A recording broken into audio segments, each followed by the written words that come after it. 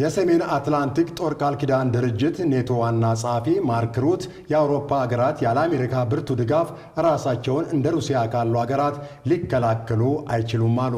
ዋና ጸሐፊው ይህን ያሉት የአሜሪካና የአውሮፓ ህብረት የትራምፕ የግሪንላንድ ፍጥጫና ጊዜያዊ መግባባት ተከትሎ በርካቶች እውነትም አህጉሩ አውሮፓ ራሱን ምን ያህል ከውጭ ጥቃት ይከላከላል በሚል እየጠየቁ ባሉበት ወቅት ነው። በዚህ ላይ የተዘጋጀው የዜና ትንታኔ ግርማ የከበደ አዘጋጅቶታል። ምስለ ያሺም ታቀርበዋለች። When we own it, we defend it. Right now, we are going to do something on Greenland, whether they like it or not.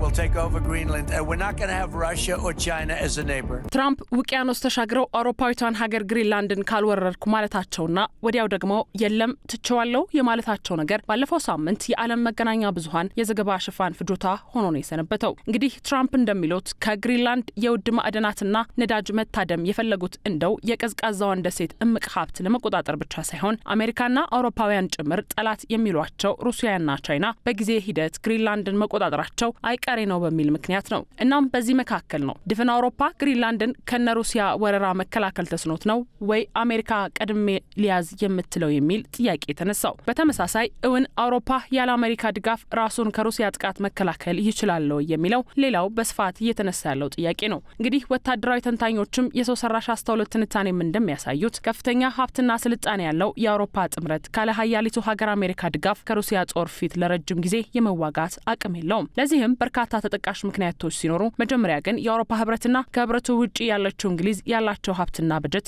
በወፍ በረር እንቃኘው። 517 ሚሊዮን ህዝብ ያለው አውሮፓ 388 ቢሊዮን ዶላር ወታደራዊ በጀት ሲመድብ ሀያሊቱ አሜሪካ በደምሳሳው 1 ትሪሊዮን ዶላር በጀት የምትመድብ በመሆኑ የአውሮፓ በጀት በተለይ ከሩሲያ አንጻር ፈጽሞ የሚናቅ አይደለም። የአውሮፓ ሀገራት ጥቅል ምርትም 22 ትሪሊዮን ዶላር የሚደርስ በመሆኑ አህጉሩ ትልቅ የውጊያ አቅም ሊኖረው የሚችል ነው። በተለይ ከ2 ትሪሊዮን ትንሽ ፎቀቅ የሚል ሀገራዊ ጥቅል ምርት ካላት ሩሲያ አንጻር ቢያንስ በጽንሰ ሀሳብ ደረጃ ቀላል የማይባል አቅም ያለው ነው። አህጉሩ ግዙፍ የምትባለው አሜሪካን ብትሆን የ28 ትሪሊዮን ዓመታዊ ጥቅል ምርት ያላት በመሆኑ አውሮፓ በድምሩ ትልቅ አቅም ያለው ነው። ይሁንና በሁለተኛው ዓለም ጦርነት ማግስት የምስራቁን የዋርሶ የጦር ቃል ኪዳን ድርጅት ለመገዳደር የሰሜን አትላንቲክ ጦር ቃል ኪዳን ድርጅት በአሜሪካ መሪነት ሲቋቋም ምዕራብ አውሮፓ መታመኑን ሁሉ የጦር ቃል ኪዳኑ ማድረጉ አሁን እንደ ትራምፕ ያለ ከተለመደው የጂኦፖለቲካ አሰላለፍ የሚያፈነግጥ የአሜሪካ መሪ ሲመጣ ወታደራዊ ገበናው ራቁቱን ሊቀር ችሏል ነው የሚባለው። On April 4, 1949,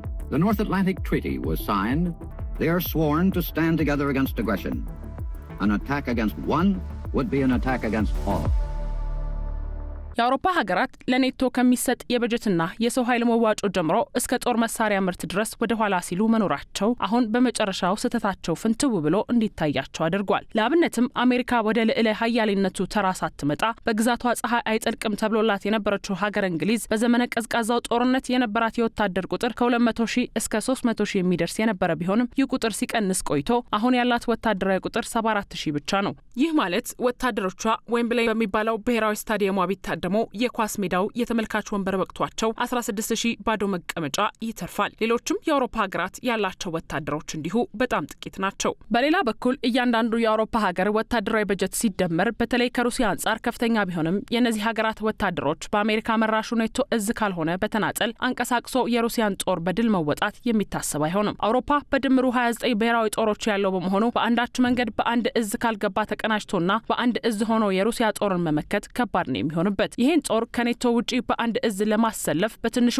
እስከ 5 ዓመት ዝግጅትም ያስፈልጋል ይላሉ ባለሙያዎች። በሌላ በኩል መረጃዎች እንደሚጠቁሙት እነዚህ 29 ብሔራዊ ጦሮች 1.2 ሚሊዮን ወታደሮች ቢኖራቸውም መላ አህጉሩን ለመከላከል ተጨማሪ 300 ሺህ ወታደሮች ያስፈልጋቸዋል። ይህ ብቻ አይደለም። የአውሮፓ ሀገራት ከአሜሪካና ከሩሲያ አንጻር ጦር መሳሪያ የማምረት አቅማቸው እዚህ ግባ የሚባል አለመሆኑ የሀገራቱን ጡንቻ በጣሙን የሰለለ ያደርገዋል። እንደውም የአሜሪካው ዶናልድ ትራምፕ ዳግም ወደ ስልጣን ሲመጡና የዩክሬንን ወታደራዊ ድጋፍ ሲያግዱ የታየውም ዩክሬን ያለ አሜሪካ ጠመንጃ ምንም አለመሆኗ ነበር። አውሮፓውያን በአየር መከላከያና ማጥቂያ ሚሳኤል ምርት ወደ ኋላ በመቅረቷ የጦር መሳሪያ አስቤዛዋን ሁሉ ከአሜሪካ ነው የምትሸምተው። ፕሬዚዳንት ትራምፕ ደጋግሞ እንደሚደመጡት አውሮፓውያን በአሜሪካ ላይ ጥገኛ ሆኖ መቀጠል ስለማይቻላቸው ከአጠቃላይ ብሔራዊ ጥቅል ምርታቸው ቢያንስ 5% መዋጮ ለሰሜን አትላንቲክ ጦር ቃል ኪዳን ድርጅት ኔቶ ማዋጣት አለባቸው።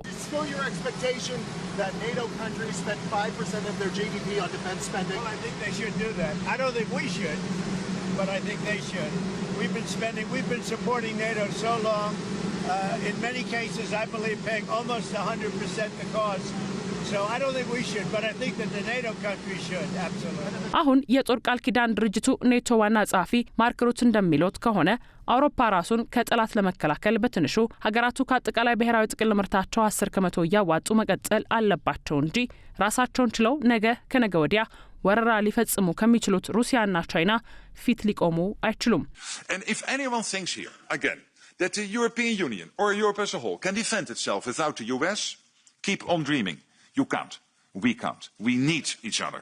እና ማርክ ሩት ሆኑ ዶናልድ ትራምፕ እንደሚመኙት የአውሮፓ ሀገራት እስከ 5 እና 10% የዓመታዊ ጥቅል ምርት መዋጮ መክፈል ዛሬ ቢጀምሩም ቢያንስ በቅርብ ጊዜ አውሮፓ ከአሜሪካ ውጪ ራሱን መከላከል አይችልም። አሁንም እንደሚባለው የ29ኙን የአውሮፓ ሀገራት ብሔራዊ ጦሮች አጣምሮ በአንድ እዝ ለማስገባት በትንሹ 5 ዓመታት ይፈጃል። የራስን ጦር መሳሪያ ራስ ለማስታጠቅ እንዲህ ሙሉ ወታደራዊ ቁመና ያለው ተዋጊ የሰው ኃይል ለማሰልጠን ደግሞ 10 ዓመታት